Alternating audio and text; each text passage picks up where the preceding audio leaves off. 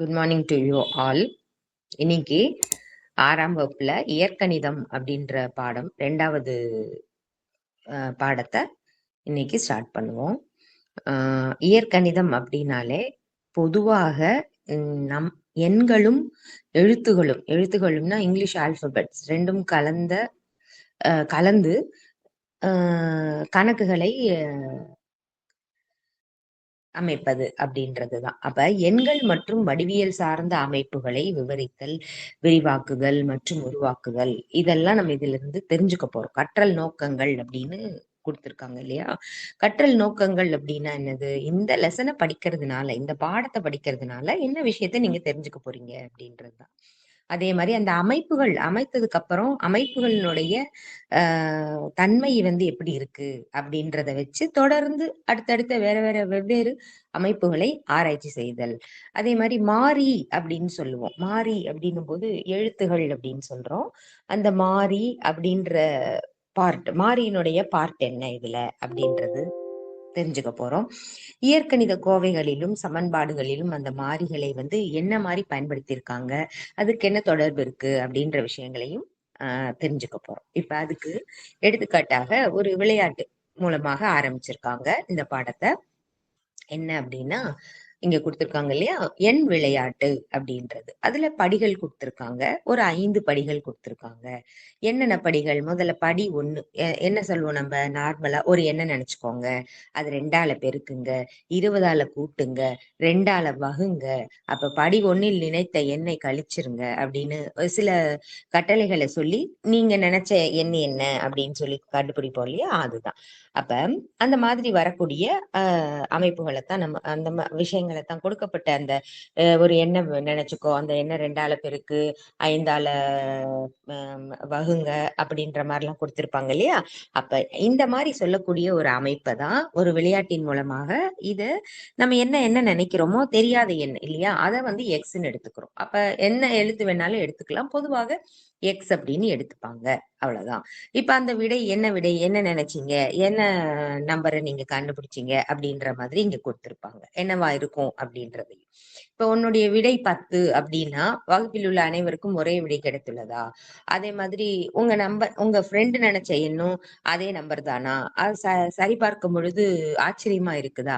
அப்ப தொடங்கும் எண் 1/2 அல்லது 3/4 அல்லது 4/5 என பின்னங்களாக எடுத்துக்கொண்டால் என்ன ஆன்சர் வரும் அப்படின்ற மாதிரி. இப்ப இந்த விளையாட்டை எந்த எண்ணில் தொடங்கினாலும் விடை 10ஆக தான் அமையும். 2 எண்களை கொண்டு இவ்விளையாட்டை சரி பார்ப்போம் அப்படின்னு சொல்லிட்டு கொடுத்திருக்காங்க. என்ன கொடுத்திருக்காங்க அப்படின்னா, முதல் எண் 4ன்னு நினைச்சுக்கோங்க. நான் வெளியே சொல்லக்கூடாது. ஒரு எண்ணை நினைச்சுக்கோங்க அப்படின்னா 4ன்னு நினைச்சுக்கிறோம்.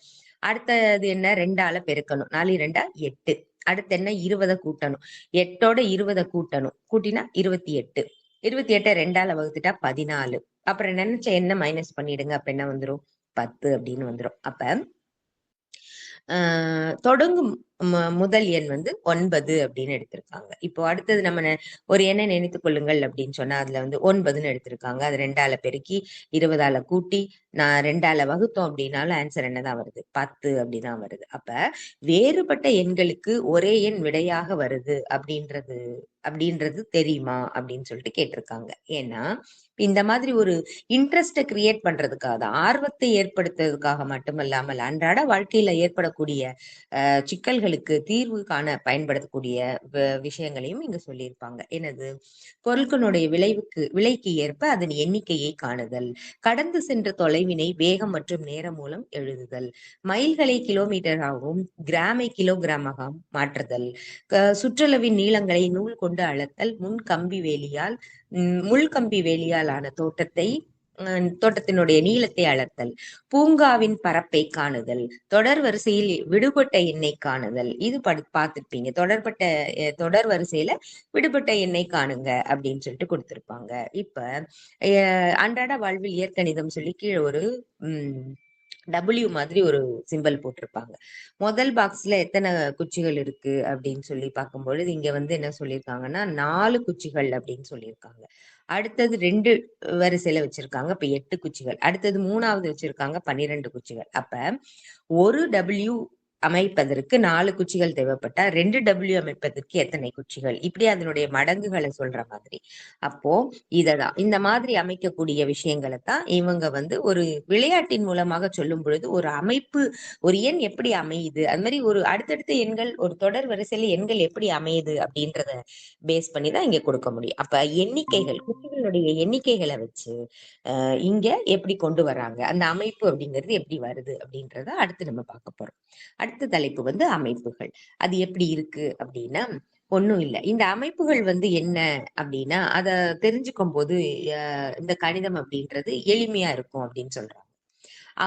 அதாவது இப்ப நம்ம நார்மலா சொல்லுவோம் இல்லையா, ஒரு கணக்குக்கு விடையை கண்டுபிடிக்கணும் அப்படின்னா அந்த கணக்குல என்ன கொடுத்திருக்காங்க அப்படின்னு நல்லா வாசிச்சு அந்த கணக்கை புரிஞ்சுக்கிட்டு இந்த 4 செயல்பாடுகள் இருக்கு இல்லையா, அதாவது கூட்டல், கழித்தல், பெருக்கல், வகுத்தல், இந்த விஷயங்கள் என்ன பண்ணணும் அப்படின்றத புரிஞ்சுக்கிட்டோம் அப்படின்னு சொன்னா அடுத்து நம்ம ஆன்சர் எப்படி கண்டுபிடிக்கணும் அப்படின்னு தெரியும். அதே மாதிரி இந்த அமைப்புகள் வந்து காரண காரியத்தோடு ஊகிக்கின்ற திறனை வளர்க்குது அப்படின்னு சொல்லுறாங்க. சரியாக அமைப்புகளை கரெக்டா புரிஞ்சுக்கிட்டோம்னா அது தீர்வை காணக்கூடிய திறனை வந்து ஈஸியா பெற முடியும் அப்படின்னு சொல்றாங்க. இப்ப வரிசையா ஒரு நம்பர் கொடுத்திருக்காங்க. எண்கள் 1ல இருந்து 10 வரைக்கும் எண்கள் போயிட்டே இருக்குது. இப்ப இந்த எண்களை கவனிச்சால் என்ன இருக்குது, ஒற்றை எண், இரட்டை எண், ஒற்றை எண், இரட்டை எண்ணுன்னு மாத்தி மாத்தி சொல்லிட்டே வரும். அப்ப இப்ப இந்த மாதிரி பார்க்கும் பொழுது, இந்த அமைப்பை பார்க்கும் பொழுது என்ன, முதல்ல ஒற்றை எண் ஆரம்பிச்சிருக்கு, அடுத்து இரட்டை எண், அடுத்து ஒற்றை எண், அடுத்து இரட்டை எண், இந்த மாதிரி வரிசையா வந்துட்டே இருக்கு அப்படின்ற அந்த கருத்து வந்து புரியுது நமக்கு. இப்ப அதே மாதிரி அந்த தொடர் வரிசையில 12, 8, 4 அப்படின்னு போய் கொடுத்திருக்காங்க. இப்ப இதுல என்ன மாதிரி இருக்கு அப்படின்னு பார்த்தோம்னா, முதல் எண் பார்த்தா 12, 12, 8, 4. அப்ப என்ன ஆர்டர்ல எந்த மாதிரி கொடுத்திருக்காங்க, இந்த தொடர் வரிசையில அடுத்த எண் வந்து எப்படி வந்திருக்கு அப்படின்னா, 1ல இருந்து 4 கழிக்க கழிக்க நமக்கு வரக்கூடிய விடையானது இந்த தொடர் வரிசையில 12ல இருந்து 4 கழிச்சா 8, 8ல இருந்து 4 கழிச்சா 4, 4ல இருந்து 4 கழிச்சா 0 வருது அப்படின்னு நம்மளால சொல்ல முடியும். சோ இதுதான் அந்த அடுத்தடுத்து வரக்கூடிய எண் எவ்வாறு அமையுது, எந்த அமைப்புல இருக்குது அப்படின்றத கண்டுபிடிக்கிறது தான், வேற ஒண்ணும் கிடையாது. அடுத்தது இப்போ இந்த மாதிரி அமைப்பு முறை வந்து அறிய உதவக்கூடிய கணிதத்தினுடைய உட்பிரிவுக்கு பேரு தான் இயற்கணிதம்னு சொல்றோம். இப்ப இந்த காலகட்டத்துல இயற்கணிதம் வந்து எங்கெல்லாம் யூஸ் பண்றாங்க அப்படின்னா, வங்கி, காப்புறுதி நிறுவனம், கணக்கியல், புள்ளியியல், அறிவியல், பொறியியல், உற்பத்தி மற்றும் பல துறைகள்ல பயன்படுகிறது அப்படின்னு சொல்றாங்க. சோ அதுக்கு சில எடுத்துக்காட்டு மாதிரி இவற்றை முயல்க அப்படின்னு சொல்லி கொடுத்திருப்பாங்க. அதுல என்ன இருக்கு, கீழ்கண்ட அமைப்பு முறையை உற்று நோக்கி விடையளிக்கவும் அப்படின்னு சொல்லியிருக்காங்க. எந்த மாதிரி வருது கணக்குகள், எந்த அமைப்புல இந்த எண்கள் இருக்கு அப்படின்னு பாருங்க. 5, 8, 11, 14 டேஷ் டேஷ் டேஷ்னு கொடுத்திருக்காங்க. அப்போ அந்த எண் முதல் எண் என்ன இருக்குது, 5. 5ஓட என்ன பண்ணா 8 வரும், 8ஓட என்ன பண்ணா 11 வரும். இப்ப வித்தியாசங்களை பார்க்கும் பொழுது என்ன வருது, 3 அப்படின்றது. 5ஓட 3 கூட்டினா 8, 8ஓட 3 கூட்டினா 11, 11ஓட 3 கூட்டினா 14. அப்ப 14ஓட 3 கூட்டினா 17, 17ஓட 3 கூட்டினா எப்படி இதை கண்டுபிடிக்கிறோம், முதல் எண்ணுக்கும் அடுத்த எண்ணுக்கும் எவ்வளவு வித்தியாசம் இருக்குன்றத பொறுத்து, இல்ல இந்த எந்த ஆர்டர்ல பெருக்கல்ல கூடுதா, வகுக்கும் போது கூடுதா, கூட்டும் பொழுது கூடுதா, எந்த மாதிரி கூடுது அப்படின்றத புரிஞ்சுக்கிட்டோம்னா அதுக்கேத்த மாதிரி எண்கள் வந்துட்டே இருக்கும். அவ்வளவுதான். சோ அந்த கணக்கினுடைய அமைப்பு எப்படி இருக்கு அப்படின்றத புரிஞ்சுக்கிட்டோம்னா அதுக்கேத்த மாதிரியான விஷயங்களை நம்ம வந்து கண்டுபிடிக்க முடியும். அடுத்தடுத்து கொடுக்கப்பட்ட எண்ணை கண்டுபிடிக்கிறது எளிமையாக மாறும் அப்படின்னு சொல்லியிருக்காங்க. இப்போ அடுத்த கணக்கு அதுலயே ஒரு ஒரு ஒரு ஆர்டர் மாதிரி கொடுத்து அந்த மாதிரி கொடுத்திருப்பாங்க. அவ்வளவுதான். இப்ப அடுத்த கொஸ்டின்ல என்ன இருக்குது, புள்ளிகள் மாதிரி வச்சிருக்கான் ஒரு சதுரம், அத 3 பக்கத்தை சுத்தி புள்ளிகள் வச்சிருக்கான். அது எந்த ஆர்டர்ல போகும், இப்ப அதுதான் பேஸ். உற்று நோக்கி அடுத்தடுத்த 2 அமைப்புகளை வரைந்து அட்டவணையை நிரப்புக அப்படின்னு கொடுத்திருக்காங்க. முதல் இது அப்ப 1, 2, 3 இப்படிதான் இருக்கு. அப்ப அதே மாதிரி அடுத்தது இப்ப ஒரு செட்டு 2, இதுல 1, 2, 3 அந்த மாதிரி 1, 2, 3 அந்த மாதிரி அந்த அமைப்பு பொறுத்தது. அந்த அமைப்பை எப்படி வருது அப்படின்றது இங்க என்ன கொடுத்திருக்கான், சதுரம். முதல் அமைப்புல என்ன இருக்கு, ஒரே ஒரு சதுரம். 2வது அமைப்புல என்ன இருக்குது, 2 சதுரங்கள் இருக்கின்றன. 3வதுல 3 சதுரம். அடுத்து வர்றது என்ன, 4 வரணும். அடுத்து வர்றது 5 சதுரங்கள் கொடுக்கிறோம். இப்ப அதே மாதிரி வட்டங்கள் என்ன இருக்கு, 3 பக்கத்துல 3 இருக்கு. 2வதுல 6 இருக்கு. அப்ப 3வதுல 9 இருக்கு. அடுத்து என்ன வரணும், அந்த மாதிரி கண்டுபிடிக்கிறது. அப்ப இது எப்படி கூடுது, 1, 2, 3ன்னு கூடுது. இங்க 3, 6, 9ன்னு இருக்கு இல்லையா, அப்போ இது வந்து 3ன் மடங்குகளாக வருது அப்படின்ற மாதிரி கண்டுபிடிக்கலாம். அப்ப அந்த மாதிரி ஒரு புரிதல் உண்டாக்குறதுக்காக தான் இந்த மாதிரி எளிய வடிவில் இருக்கக்கூடிய கணக்குகளை கொடுத்திருக்காங்க. இப்போ இந்த எண் செயலிகளில் உள்ள அமைப்புகள் எந்த மாதிரி இருக்கும் அப்படின்றது தான் கொண்டு போறோம். இது என்னது? இயல் அதாவது ஃபர்ஸ்ட் இயர்ல வந்து முழு எண்களை பற்றி நம்ம வந்து பார்த்திருப்போம். ஒரு எண்ணை ஜீரோவால பெருக்கினா, ஜீரோ மற்றும் ஒன்னால் பெருக்கினால் என்ன கிடைக்கும் அப்படின்னு நமக்கு தெரியும். ஒரு எண்ணை ஒன்னால பெருக்கினா அதே எண் தான் வரும். இப்ப உதாரணத்துக்கு ஒரு 17 இன்ட்டு 1 அப்படின்னா 17 தான் வரும். 17 இன்ட்டு 0னா 0 தான் வரும். இந்த இந்த ரெண்டு எடுத்துக்காட்டுகள் மட்டுமில்லாமல் எல்லா எண்களுக்கும் உண்மைதானே அது? அதுதான். அப்ப ஏதேனும் ஒரு எண் இன்ட்டு 1 அப்படின்னா அதே எண்ணு அப்படின்னு எடுக்கிறோம். அந்த ஏதேனும் ஒரு எண்ணைத்தான் நம்ம இங்க என்ன எடுத்துக்கிறோம்? ஒரு லெட்டர்ல சொல்லிக்கிறோம். ஒரு எழுத்துல சொல்லிக்கிறோம். என்ன எண்ணுன்னு சொல்லி எடுத்திருப்பாங்க. அப்ப n into one equal to என்ன சொல்றோம்? ஏதேனும் ஒரு எண் இன்ட்டு 1 அப்படின்னா அதே எண் தானே திரும்ப வரணும். அதுதான் எண்ணு. இப்ப எண் என்பது ஒரு எண்ணை குறிப்பதற்கு பயன்படக்கூடிய ஒரு எழுத்து. அப்ப வலதுபுறத்தில் உள்ள எண் அதே எண் ஆகும்.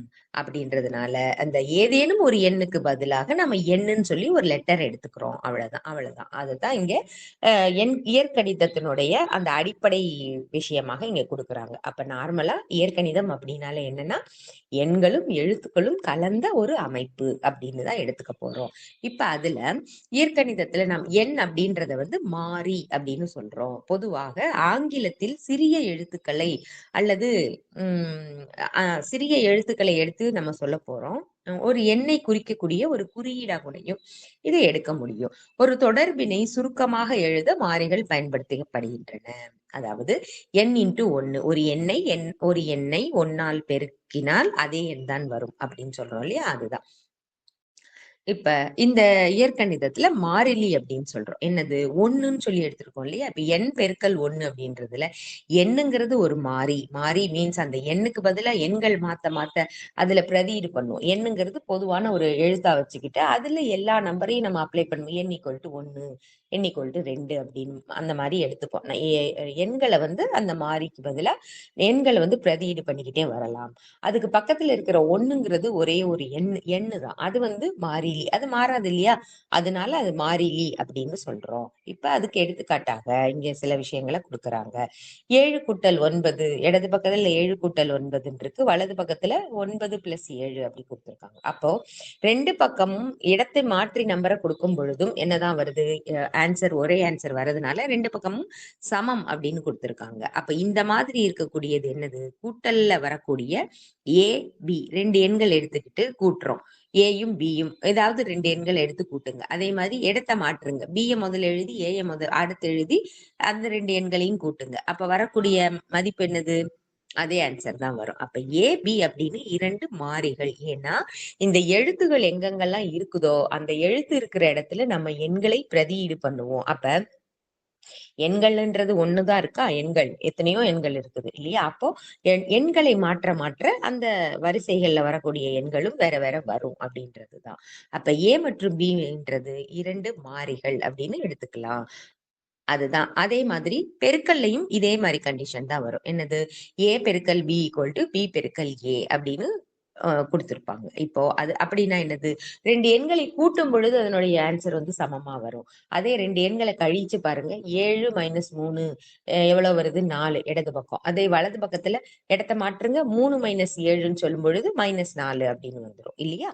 அதனால அந்த இடத்துல A - Bயையும் B - Aவும் சமமா இருக்காது அப்படின்றது தான். அப்ப அந்த மாறிகளினுடைய செயல்பாடுகள் எப்படி இருக்கு அப்படின்றத புரிஞ்சுக்க போற அடுத்த சூழ்நிலையை அடுத்தது கொடுத்திருக்காங்க. என்னது? மாறிகளின் மீதான செயலிகளை புரிந்து கொள்ளுதல் அப்படின்னு கொடுத்திருக்காங்க. அப்ப ஒரு சூழ்நிலை கொடுத்திருக்காங்க. என்ன சூழ்நிலை? தங்கை நிலாவின் வயதை காட்டிலும் 3 வயது பெரியவள் மதி. நிலாவின் வயது நமக்கு தெரியும் எனில் மதியின் வயதை காண முடியுமா அப்படின்னு கேட்டிருக்காங்க. நிலாவின் வயது நமக்கு தெரியும்னா அவங்க சொல்லல. அப்ப நம்ம அதை வந்து ஒரு மாறியில எடுத்து வச்சுக்கிறோம். எண்ணு அப்படி எண்ணு தான் எடுக்கணுமா? ஏன் சீன்னு எடுக்கலாம், டீன்னு எடுக்கலாம். எது வேணாலும் ஒரு எழுத்தாக எடுத்து வச்சுக்கலாம். இப்ப அதுக்கு அடுத்து என்ன சொல்லியிருக்காங்க?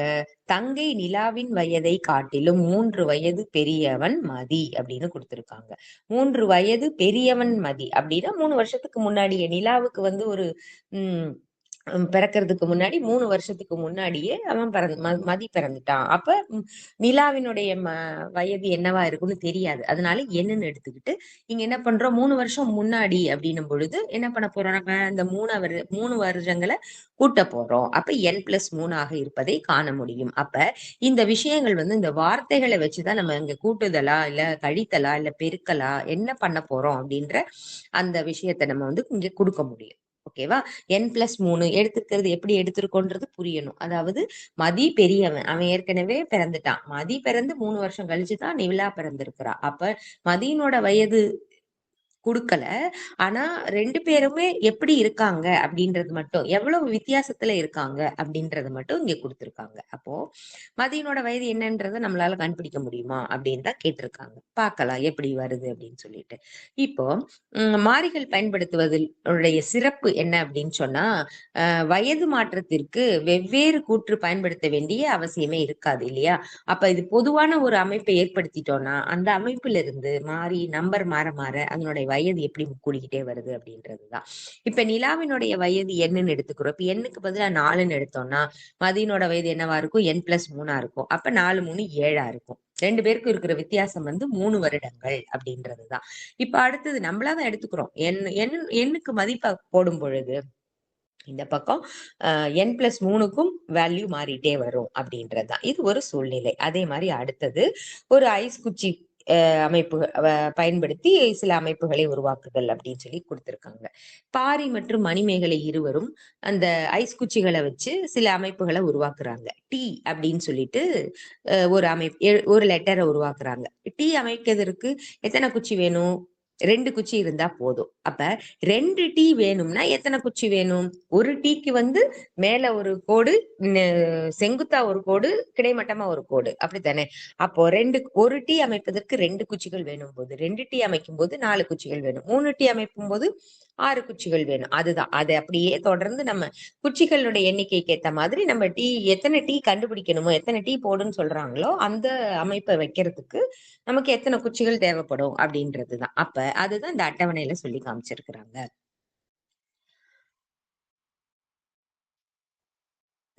இதுல எனக்கு பொதுவான ஒரு விஷயங்கள் கொண்டு வர்ற மாதிரி கொடுத்திருக்காங்க. இப்ப தேவையான டீக்களின் எண்ணிக்கை k எனில் தேவையான இனிப்பு குச்சிகளுடைய எண்ணிக்கை வந்து பனி இனிப்பு குச்சிகளுடைய எண்ணிக்கை வந்து எப்படி இருக்கும், 2 மடங்கா போயிட்டே இருக்கும். 2 தானே கூடிக்கிட்டே இருக்கு அப்படின்றதுனால அப்ப 2னுடைய மடங்குகளாகத்தான் இங்க வருது. அப்ப கேங்கிறது என்னது, மாறி அப்படின்றத புரிஞ்சுக்க முடியுது. இப்போ இவ்வளவு வரைக்கும் நம்ம பார்த்தது என்னன்னா, மாறினா என்னது, மாறிலினா என்னது. மாறி அப்படின்றதுதான் என்னது, மாறிக்கிட்டே இருக்கும். மாறுதல் அப்படின்றது இல்லையா? அப்ப மாறி அப்படின்றது வந்து இயற்கணிதத்துல பொறுத்த வரைக்கும் ஒரு எழுத்தை பயன்படுத்துறோம்னா அது மாறி. ஏன்னா அந்த மாறிக்கு நம்ம பல வகையான எண்களை பிரதியீடு பண்ணி கணக்குகளுடைய விடைகளை கண்டுபிடிப்போம். அதுதான் அங்க கொடுக்கப்பட்டது, வேற எதுவும் கிடையாது. அடுத்தது இப்ப இவற்றை முயல்கன்னு சொல்லிட்டு ஒரு இது கொடுத்திருக்காங்க பாருங்க. இதே மாதிரி ஐஸ் குச்சி வச்சுட்டு சீனுடைய அமைப்பு எப்படி வரும் அப்படின்னா, இந்த மாதிரி ஒரு ஸ்ட்ரெயிட்டா தானே வைக்க முடியும், வளைச்சு போட முடியாது. அப்ப 3 குச்சிகள் தேவைப்படுமா, 1 2 3. அதே மாதிரி எம் என்ற அமைப்பு வைப்பதற்கு எத்தனை குச்சிகள் வேணும், 1 2 3 4. அவ்வளவுதான். அப்ப இந்த மாதிரி எழுத்துக்கள் அமைச்சிட்டோம் அப்படின்னு சொன்னா எத்தனை குச்சிகள் வேணும் அப்படின்றத கண்டுபிடிக்கிறது தான். இப்ப எழுத்துக்களை மட்டும் அமைச்சோம் இல்லையா, இப்ப இதுக்கு முன்னாடி. இப்போ இயற்கணித கூற்றுகள் அப்படின்றது அப்படின்னா என்னது, அதை எப்படி அமைக்க போறோம் அப்படின்றதுக்கு ஒரு சுச்சுவேஷன் கொடுத்திருப்பாங்க. ஒரு கூடையில என்ன ஆப்பிள்கள் உள்ளதாக கொள்க. பிகாஸ் எத்தனை ஆப்பிள் இருக்குன்னு தெரியாது, அதனால பொதுவா சொல்றதுக்கு என்ன ஆப்பிள் அப்படின்னு சொல்லுவாங்க. அதனுடன் 5 ஆப்பிள்களை சேர்க்க கூடையில் மொத்தம் எத்தனை ஆப்பிள்கள் உள்ளன. அப்ப கூடையில மொத்தம் எத்தனை ஆப்பிள் இருக்கு அப்படின்னு தெரிஞ்சாதான் வரணும் அப்படின்றதெல்லாம் கிடையாது.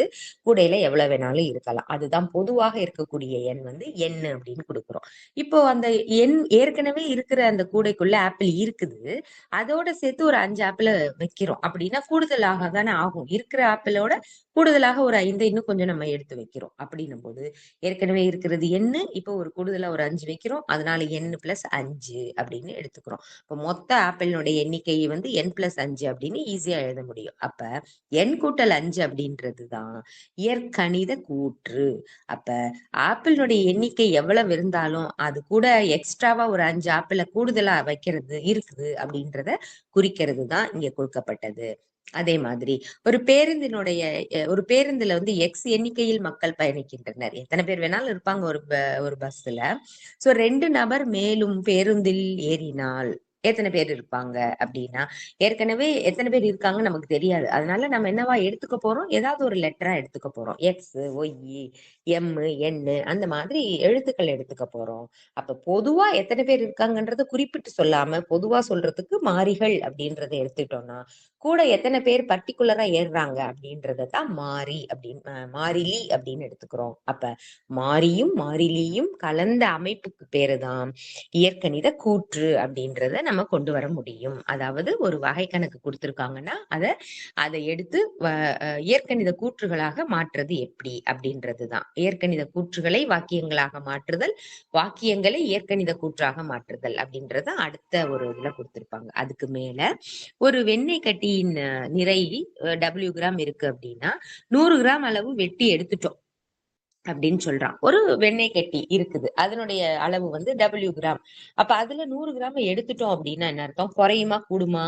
ஆமா, இருக்கிறதுல இருந்து எடுத்துட்டோம் அப்படின்னா குறையும். அப்ப என்ன பண்ண போறோம்? W மைனஸ் 100 கிராம் அப்படின்ற கான்செப்ட். அதே மாதிரி ஒரு எண்ணெய் ஒயின்னு எடுத்துக்கிட்டோம்னா அதனுடைய இரு மடங்கு அப்படின்னு சொல்லும்போது என்ன எடுப்போம்? இரு மடங்குன்னா என்ன? 2ஆல பெருக்கிட்டே போகும். ஒரு எண் ஒய்ன்னு எடுத்திருக்கோம். இரு மடங்குன்னா என்ன? ஒய் இன்ட்டு 2, அதான் 2y அப்படின்னு எடுத்துக்கிறோம். அவ்வளவுதான். அப்ப கூட்டல், கழித்தல், பெருக்க இந்த விஷயங்களை வைத்துதான் உங்களுக்கு எடுத்துக்காட்டு இங்க கொடுத்திருப்பாங்க. இப்போ டைரக்டா எப்படி எழுத போறோம் அப்படின்றதுதான் இயற்கணித கூற்றுகளை வாக்கியங்களாக மாற்றுதல். இயற்கணித கூற்று எப்படி இருக்கு? எம் கூட்டல் 14 அப்படின்னு இருக்கு. இப்போ இதை இயற்கணித கூற்றை நம்ம என்ன பண்ண போறோம்? வாய்மொழி கூற்றாக மாற்ற போறோம். அப்படின்னா என்னது? ஒண்ணும் இல்லை, அங்க கொடுக்கப்பட்ட அந்த இயற்கணித கூற்றை வச்சு அதுல என்ன பண்ணிருக்கோம் அப்படின்றதுதான். அப்ப நான் ஏற்கனவே சொன்னேன், அந்த மாறிகள் வர்ற இடத்துல மாறிகள் வர்றது பொதுவான விஷயம். பக்கத்துல நம்பர் என்ன இருக்குதோ அதுதான் மாறிலி, மாறாத விஷயம் அப்படின்னு சொல்லியிருக்கேன். பக்கத்துல கூட்டல் இருக்கா, கழித்தல் இருக்கா, பெருக்கல் இருக்கா, வகுத்தல் இருக்கா அப்படின்ற விஷயத்த அங்க கவனிச்சிட்டோம் அப்படின்னா அதுக்கடுத்து நம்மளால எளிமையா என்ன பண்ணணும் அப்படின்றது புரியும் நமக்கு. இப்ப எம் கூட்டல் 14 அப்படின்னு கொடுத்திருக்காங்க. இது இயற்கணித கூற்று, எழுத்துக்கள் வந்திருக்கிறதுனால. எம்ங்கிறது பொது. அப்ப எம்மோட என்ன பண்றோம்? 14 கூட்டுறோம். அப்ப எம்முடன் 14 அதிகரிக்க, கூடுதல் அடையாளம் வந்துச்சு அப்படின்னாலே அதிகரிக்க அப்படின்ற அந்த வார்த்தை தான். எம்முடன் 14 அதிகரிக்க. புரியுதா? அடுத்தது எக்ஸ் மைனஸ் 6 அப்படின்னு கொடுத்திருக்காங்க. அப்ப எக்ஸ்ல இருந்து 6 என்ன பண்ணணும்? கழிக்கணும். குறையறது இல்லையா? கழித்தல் அடையாளம் வர்றதுனால அதுல குறைத்தல் அப்படின்னு கொடுத்திருக்கோம். அடுத்தது 3y அல்லது 3 பெருக்கல் ஒய்ன்னு கொடுத்திருக்காங்க. அப்ப ஒய் என்பது ஒரு எண்ணுன்னு எடுத்துக்கிட்டோம்னா அதனுடைய 3 மடங்கு அப்படின்னு சொல்லும் பொழுது அதை என்ன எடுத்துக்கலாம்? ஒய் 3 மற்றும் ஒய்யின் பெருக்கற்பலன் பெருக்கிறோம். 2 நம்பரையும் பெருக்கிறோம். 3இன் மடங்கு அதாவது அப்படின்னு எடுத்துக்கலாம். அடுத்தது 5 வகுத்தல் இசட் அல்லது 5/z அப்படி கொடுத்திருக்காங்க. அப்ப அந்த சிம்பலை வச்சே நம்ம என்ன பண்றோம்? 5ஐ இசட்டால் வகுக்க. 2p minus 5. அடுத்தது பியினுடைய 2 மடங்கு, அந்த 2 மடங்குல 5 குறைவு அப்படின்னு எடுத்துக்கிறோம். இப்ப இது போன்று இந்த மாதிரி வாய்மொழி கூற்றை இயற்கணித கூற்றாகவும் எழுதலாம். இயற்கணித கூற்றையும் வாய்மொழி கூற்றாகவும் எழுத முடியும். இப்ப இதுல இவற்றை முயல்க அப்படின்னு சொல்லி இயற்கணித கூற்று கொடுத்திருப்பாங்க. நம்ம வாய்மொழி கூற்றாக மாற்ற போறோம். எப்படி? அதே மாதிரிதான் மேல இருக்கிற அட்டவணையில கொடுத்த அதே விஷயங்கள் தான் இங்கே கொடுத்திருப்பாங்க. கவனிங்க, a கூட்டல் 5 அப்படின்னு கொடுத்திருக்காங்க. அப்ப a உடன் 5ஐ என்ன பண்ணணும்? கூட்டல் இருக்கிறதுனால அதிகரிக்க. அதே மாதிரி 6z மைனஸ் 1 இயற்கணித கூற்று. அப்ப z உடன் 6z மைனஸ் 1. அப்ப 6z மைனஸ் 1 அப்படின்றது இயற்கணித கூற்று. வாய்மொழி கூற்றா என்ன பண்ண போறோம்? அப்ப 6இன் மடங்குகள், அதுல இருந்து 1 குறைத்தல் அப்படின்றது எழுத போறோம். அடுத்தது 12y அப்படின்னு என்ன அர்த்தம்? ஒய்யுடன் 12 பெருக்குதல் அப்படின்றத எழுத போறோம். எக்ஸ்ன்றது ஒரு மாறி, அப்ப அத 6ஆல வகுத்தல் அப்படின்னு எழுத போறோம். அவ்வளவுதான், வேற எதுவும் கிடையாது. இங்க அதே மாதிரி வாய்மொழி கூற்றை இயற்கணித கூற்றாக மாற்றுதலுக்கு அது அடுத்தது எடுத்துக்காட்டு கொடுத்திருக்காங்க. இப்போ நம்ம இதுவரைக்கும் பார்த்தது இயற்கணித கூற்றை வாய்மொழி கூற்றாக மாற்றினோம். இப்ப இங்க வாய்மொழி கூற்றை இயற்கணித கூற்றாக மாற்ற போறோம். எக்ஸ் உடன் 21 அதிகரிக்க அப்படின்னு கொடுத்திருக்காங்க. அப்ப வாய்மொழி கூற்றுனா என்னது? வார்த்தைகளும் எழுத்துகளும் கலந்து ஒரு வாக்கியமாக அமைக்கிறோம். எக்ஸ் உடன் 21 அதிகரிக்க. அப்ப எக்ஸ் கூட்டல், அதிகரிக்கனாலே கூட்டல். எந்த நம்பரை கூட்டணும்? 21 கூட்டணும். ஏயிலிருந்து 7 நீக்குதல். நீக்குதல்னா என்ன? குறைத்தல் அர்த்தம். அப்ப a - 7. p-யின் இருமடங்கு அப்படின்னா 2p. 10 எம்மால் வகுக்க. 10 வகுத்தல் எம். 7 மற்றும் ஒய்யின் பெருக்கற்பலனை 2ஆல் வகுக்க. 7y வகுத்தல் 2. அவ்வளவுதான். இதுதான் வாய்மொழி கூற்றை இயற்கணித கூற்றாக மாற்றுதல். எளிமையான ஒரு கான்செப்ட் தான். நெக்ஸ்ட்பா. இவற்றை முயல்க அப்படின்னு சொல்லிட்டு கொடுத்திருக்காங்க இல்லையா? இதுலயும் இப்போ வாய்மொழி கூற்றை இயற்கணித கூற்றாக மாற்ற வேண்டும். 7ன் 7 மடங்கில் இருந்து 5ஐ கழிக்க. எப்படி எழுதணும்ன்றத புரிஞ்சு எழுத பாருங்க. எக்ஸ் மற்றும் 4ஐ கூட்டுக அப்படின்னு என்ன அர்த்தம்? எக்ஸ் பிளஸ் 4 அப்படின்றது. ஒய்யின் 3 மடங்கை 8ஆல் வகுக்க. அப்ப 3y வகுத்தல் 8. 11ஐ எம்மால் பெருக்கு. 11 எம். அவ்வளவுதான். இப்ப அடுத்தது இடம் தெரியாத இடங்கள்ல அந்த பாக்ஸ் போட்டிருக்கிற இடத்துல எந்த எண் இருந்தா அங்க ஆன்சர் கரெக்டா வரும். இடது பக்கம் வலது பக்கம் 2 பக்கமும் எடுத்துக்கோங்க. இப்ப இடது பக்கத்துல பாக்ஸ் இருக்குது. அப்ப அது ஏதோ ஒரு நம்பரோட நம்ம 3 கூட்டும் பொழுது ஆன்சர் என்ன வருது? 8 அப்படின்னு சொல்றோம். அப்ப அங்க எந்த எண் இருந்ததுன்னா 8ன்னு வரும் அப்படின்றது உங்களுக்கு தெரியும். 5 சிறிய எண்ணா இருக்கிறதுனால தெரியும். அதர்வைஸ் இந்த 8 இந்த 3 அந்த சைடு கொண்டு போயிட்டோம்னா 8 - 3 அப்படின்னு எடுத்துட்டோம்னா 5 அப்படின்னு எடுக்கலாம். கூட்டல் முறையிலும் எடுக்கலாம், கழித்தல் முறையிலும் எடுக்கலாம். எது எளிமையா இருக்கோ அதை ஃபாலோ பண்ணிக்கோங்க. 2ஓட எதை கூட்டினா 9 வரும். சிறிய எண்களா இருக்கிறதுனால டக்கு டக்குன்னு கண்டுபிடிச்சிடலாம். 7. 11 - 5 அப்படின்னா 6. அப்ப இந்த பாக்ஸ்ன்றது என்னதுன்னா தெரியாத எண்ணை குறிப்பதற்கு தான் இந்த பாக்ஸ் கொடுக்கிறோம். இப்ப இந்த சமன்பாடுகளை பொருளுடையதாக மாற்ற முதல் கட்டத்தில் 5, 2வது கட்டத்தில் 7, 3வது கட்டத்தில் 6 ஆகிய எண்கள் இடம்பெறுதல் வேண்டும். 2 பக்கமும் சமமா இருக்கு அப்படின்னு சொல்லிட்டு வேற எதுவும் கிடையாது. இப்போ இவற்றை முயல்க அப்படின்னு கொடுத்திருக்காங்க பாருங்க. ரொம்ப எளிமையான ஒரு கணக்கு தான் கொடுத்திருக்காங்க. அப்ப a பிளஸ் பி, a கூட்டல் b அப்படின்ற மாதிரி 37 பிளஸ் 43. இந்த பக்கம் என்ன பண்ணிருக்காங்க? 43 முதல்ல எழுதியிருக்காங்க. அப்ப அந்த பாக்ஸ்குள்ள என்ன வரணும்? 37 வரணும். இது 2 பக்கமும் சமம் அப்படின்றதுனால ஏன்னா கூட்டல் தான். அடுத்தது கவனி 3 நம்பர் கொடுத்திருக்காங்க. அப்ப என்ன வேணும்? எந்த 2 நம்பர் இருக்கோ இடது பக்கத்துல இருக்குது அப்படின்னு பாருங்க. எந்த நம்பர் இல்லையோ அதை அந்த பாக்ஸ்ல எழுதிடணும். எந்த நம்பர் இல்ல? 22 இல்ல. அதே மாதிரி இப்ப என்ன பண்ணிருக்காங்க? 7 × 46 மதிப்பு 322. அப்ப 46 × 7 மதிப்பு எப்படி இருக்க போகுது? அதே தான் இருக்க போகுது பெருக்கல்ல. அதான் அங்க கொடுத்திருக்கிறது. ஓகேவா? இப்ப இத பேஸ் பண்ணி ஒரு வகை கணக்கு மாதிரி கொடுத்திருப்பாங்க. அதுல இயற்கணித கூற்று, கணித கூற்று வாய்மொழி கூற்று வகையா இருக்கும். நம்ம இயற்கணித கூற்று அதை மாத்தி கண்டுபிடிக்கணும். ஆன்சர் கண்டுபிடிக்கப்படும். ஒரு தட்டில் சில முட்டைகள் உள்ளன. தட்டிலிருந்து 6 முட்டைகளை எடுத்து விட்டால் மீதம் 10 முட்டைகள் உள்ளன எனில் மொத்தம் எத்தனை முட்டைகள் தட்டில் இருந்திருக்கும் அப்படின்னு சொல்றாங்க. அப்ப சில முட்டைகள் தான் ஒரு தட்டுல இருக்குன்னு சொல்றோம். அப்ப அது நமக்கு தெரியாது. அதனால அந்த அந்த இடத்த ஒரு பாக்ஸா வச்சுக்கிட்டாங்க. இங்க படத்தின் மூலமாக நம்ம என்ன எக்ஸ்ன்னு எடுத்துக்கலாம். அப்ப அதுல 6 முட்டைகளை என்ன பண்றோம்? வெளியே எடுத்துடுறோம். அப்படின்னா மிச்சம் எத்தனை இருக்கான்? 10 இருக்கு அப்படின்னு சொல்றாங்க. அப்ப பாக்ஸ் -6 = 10. அப்ப எக்ஸ் - 6 = 10 அப்படின்னு ஒரு பொதுவான ஒரு விஷயத்தை எடுத்துடுறோம். இப்ப நான் ஒரு நம்பர் அங்க எக்ஸுக்கு பதிலா பிரதியீடு பண்றேன். இப்ப நான் 6 விட கூட இருக்கிற என்ன பிரதியீடு பண்ணாதான் நமக்கு மைனஸ் வராது. ஆன்சர் மைனஸ்ல வராது, பிளஸ்ல வரும். இப்ப கவனிங்க, அந்த அட்டவணையை கவனிங்க. எக்ஸினுடைய மதிப்பு 7ன்னு எடுத்துக்கிறேன். 7ன்னு எடுத்தேன்னா 7 - 6 அப்படின்னா என்னது? முடிவு 1. இப்ப நமக்கு அது கரெக்டா இருக்கா? இல்ல. அப்ப எந்த நம்பர் அங்க இருக்கிறதுக்கு வாய்ப்பு உண்டு அப்படின்னு பாருங்க. 8, 9, 10, 12, 15 எல்லாத்தையும் பாரு. இப்ப இங்க பார்க்கும் பொழுது எக்ஸ் - 6ல எக்ஸுக்கு பதிலா 7, 10, 12, 15 அப்படின்ற எண்களை பிரதியீடு பண்றோம். ஆனா அங்க வரக்கூடிய முடிவு நமக்கு சொன்னபடி 10 முட்டைகள் மீதம் இருக்கணும் இல்லையா? எக்ஸ் - 6 = என்னது? 10. அப்ப சமமா வரல. அப்ப நம்ம இப்ப என்ன நம்பர், என்ன எண் அந்த இடத்துல இருக்கணும் அப்படின்றதுதான் அங்க கொடுக்கப்பட்டது. அப்ப 16 சாரி, 16 அப்படின்றது எக்ஸினோட மதிப்பா இருந்ததுன்னா எக்ஸ் மைனஸ் 6 அப்படின்றது என்ன வந்துருச்சு முடிவு?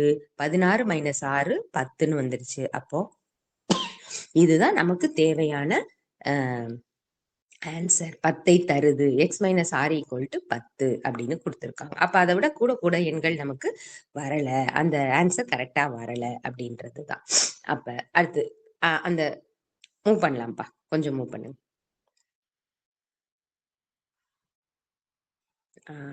அப்ப தெரியாத எண் எக்ஸ்ன்னு எடுத்துக்கிட்டோம்னா எக்ஸ் ஆனது 16 அப்படின்ற எண்ணா தான் இருக்க முடியும் அப்படின்றத கண்டுபிடிக்கிறோம். அதே மாதிரி இவற்றை முயல்க அப்படின்னு கொடுத்திருப்பாங்க. எம் கூட்டல் 4 கூடுதல் 9 என பெற உரிய எம்மின் மதிப்பை காண்க அப்படின்னு கொடுத்திருக்காங்க. அதே மாதிரிதான் அந்த மேல சொன்ன அதே கணக்கு தான். இப்ப எம்முக்கு பதிலா எண்களை மாற்றி மாற்றி போடும் பொழுது ஆன்சர் எதுக்கு கரெக்டா வருதோ அந்த ஆன்சரை நம்ம கொண்டு வர போறோம். கூடுதல் எம் பிளஸ் 4 ஈக்குவல் டு 9. அப்ப ஆன்சர் எதுக்கு வருதோ அந்த இடத்த வந்து ஆமணி எழுதணும். ட்ரை பண்ணுங்க. அடுத்த எடுத்துக்காட்டு போலாம். அதியன் மற்றும் முகிலன் இருவரும் உடன் பிறந்தவர்கள். அதியனின் வயது பி. முகிலன் அதியனை விட 6 வயது மூத்தவன் என்பதை இயற்கணித கூற்றாக எழுதுக. அதியனின் வயது 20 எனில் முகிலனின் வயது என்ன அப்படின்னு கொடுத்திருக்காங்க. 2 பேர் இருக்காங்க, 2 பேரும் சகோதரர்கள். அதியனுடைய வயது பி அப்படின்னு சொல்லிட்டு என்ன வயதுன்னு கொடுக்கல, பி வயதுன்னு கொடுத்திருக்காங்க. முகிலன் வயது 6 வயது, அதியனை விட 6 வயது மூத்தவன் அப்படின்னு சொல்லிட்டு அதியனின் வயது 20னா முகிலனின் வயது எவ்வளவு இருக்கும் அப்படின்னு கேட்டிருக்காங்க. இப்ப அதியனின் வயது நம்ம என்ன எடுத்திருக்கிறோம்? பீன்னு எடுத்திருக்கிறோம். முகிலனுடைய வயது வந்து அதியனை விட 6 வயது மூத்தவன் அப்படின்னு எடுத்திருக்கோம். அப்ப என்ன வரணும்? இயற்கணித கூற்று பி பிளஸ் 6. அதுதான். அப்ப இப்ப 20ன்னு இருந்துச்சுன்னா அந்த பிக்கு பதிலா 20 பிரதியீடு பண்ணுங்க. என்ன வரும்? 26 வயது அப்படின்றதுதான் ஆன்சர். இது ரிலேட்டடா தான் இந்த பயிற்சி 2ல் 1 அதுல வந்து கொடுத்திருப்பாங்க. அதை பார்த்துக்கோங்க. எளிமையான கணக்குகளா தான் இருக்கும். இந்த கான்செப்ட்ஸ் புரிஞ்சிருச்சுன்னா அதை பேஸ் பண்ணிட்டு வரக்கூடிய ஆன்சர்ஸை கொண்டு போயிடலாம். அந்த பயிற்சியை போட்டு பார்த்துக்கோங்க. எதுவும் டவுட்ஸ் இருந்ததுன்னா கேட்டுக்கோங்க. இது எளிமைதான். இந்த பயிற்சியில் இருக்கிறது எல்லாமே எளிமையா தான் இருக்கும். அவ்வளவுதான் இந்த இதுல கொடுத்திருக்கிறது. இப்ப நினைவில் கொள்க அப்படின்ற விஷயத்த மட்டும் ஒரு தடவை ரீகால் பண்ணிப்போம். இயற்கணிதம் இந்த பாடம் தான் இன்னைக்கு பார்த்தோம். அதுல என்ன படிக்கிறோம் அப்படின்றதுதான் அங்க கொடுத்திருப்பாங்க. என்னென்ன இருக்குது இன்னும் மேலப்பா, கொஞ்சம் மேல. ஓகே. நினைவில் கொள்க, ரோஸ் கலர் பாக்ஸ் மட்டும். ஓகே.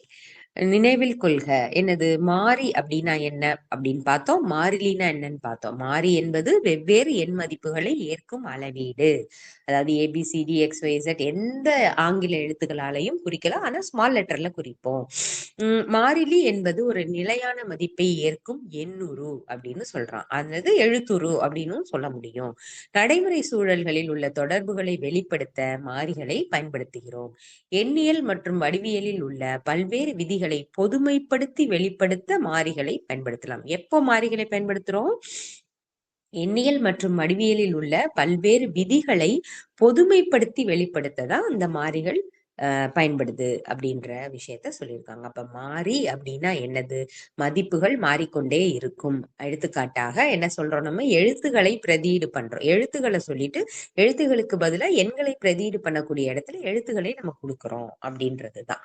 இதுதான் அந்த முதல் கான்செப்ட். அதாவது இயற்கணிதம் அப்படின்ற இடத்துல நம்ம எப்படி எழுத்துக்களை பயன்படுத்துறோம்? மாறி, மாறிலி என்னது? ஒரு இயற்கணித கூற்று எப்படி இருக்கும்? அந்த இயற்கணித கூற்றை நம்ம கணித கூற்றாக எப்படி எழுத முடியும்? கணித கூற்றை எப்படி நம்மளால இயற்கணிதத்துல எழுத முடியும் அப்படின்றதுதான். இப்ப ஜென்ரலா எடுத்த உடனே 5x+3=7 அப்படின்னு கொடுத்தோம்னா சொன்னோம்னா ஒண்ணுமே புரியாது. அப்ப என்ன பண்றோம் அப்படின்றத அடிப்படையிலிருந்து கொண்டு போகும் பொழுது, அப்ப 5x அப்படின்னா என்ன அர்த்தம்? எக்ஸுங்கிறதுக்கு ஏதோ ஒரு எண்களை வந்து பிரதியீடு பண்ண போறோம். அப்ப 5x அப்படின்னா என்ன அர்த்தம்? 5ன் மடங்கு, எக்ஸின் 5ன் மடங்குகள் அப்படின்னு நம்ம கொடுக்குறோம். எக்ஸோட 5 பெருக்குறோம்னு அர்த்தம்.